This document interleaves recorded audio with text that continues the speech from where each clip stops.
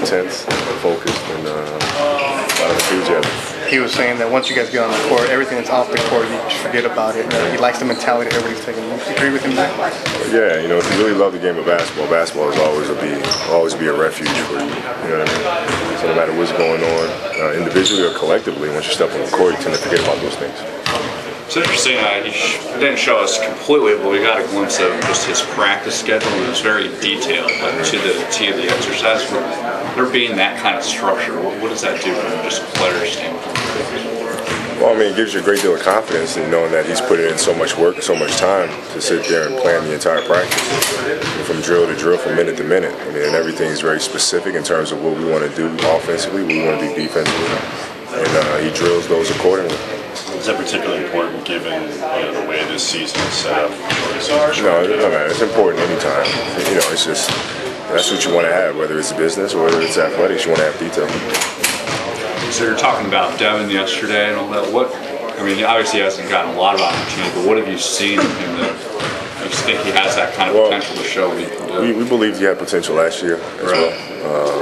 You know, just too young to really get out there and do it. This year he seems to have a little bit more knowledge of the game, a little bit more poise, and you know, he has a great skill set, very underrated offensive player, very good defensive player. And, I think he's going to be fun. He said this offseason he's worked a lot at shooting guard position, a lot of shooting. Have you been able to get a gauge how that's translated? He's shooting the ball a lot better. You know, he's able to, you know, in this offense and playing with myself, Hal, Andrew, Ryan, guys that can command double teams, you have to be able to knock down shots. Like Trevor. And Trevor really developed into a knockdown shooter and became a potent weapon for us. Is he kind of the template for Devin, you think? That's the comparison we always make is Trevor. No, I think, you know, he has, you know, a little bit more offensively than Trevor did in terms of being able to put the ball on the floor. I think he's a little better one-on-one player. But Trevor's length and his range defensively was one of the best that we have in the league. Kobe, there were times last year when it was more beneficial for you and a couple other veterans to not practice at times during the season. Will that just be something that depends on how things go this year? Do you have a plan in terms of how much you're going to practice? It just depends on injuries. If I'm hurt or Powell's hurt or something like that, then we'll take the time to heal up or whatever. But for the most part, we'll be out there practicing. And Coach Brown said that's basically what his philosophy is. If you need to rest, you rest. If not, you practice. Pretty simple.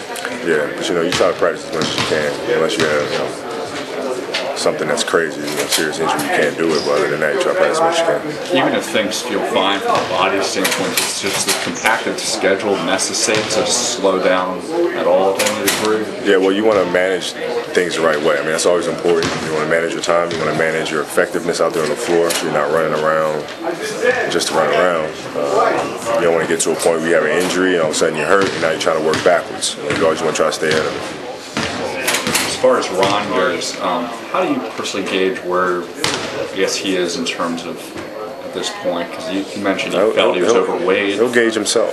He'll gauge himself. One thing about Ron is, as crazy as he seems, he does a very good job policing himself in terms of where he is physically. You know, he's very honest about that. So it makes our job a lot easier. I don't have to tell him.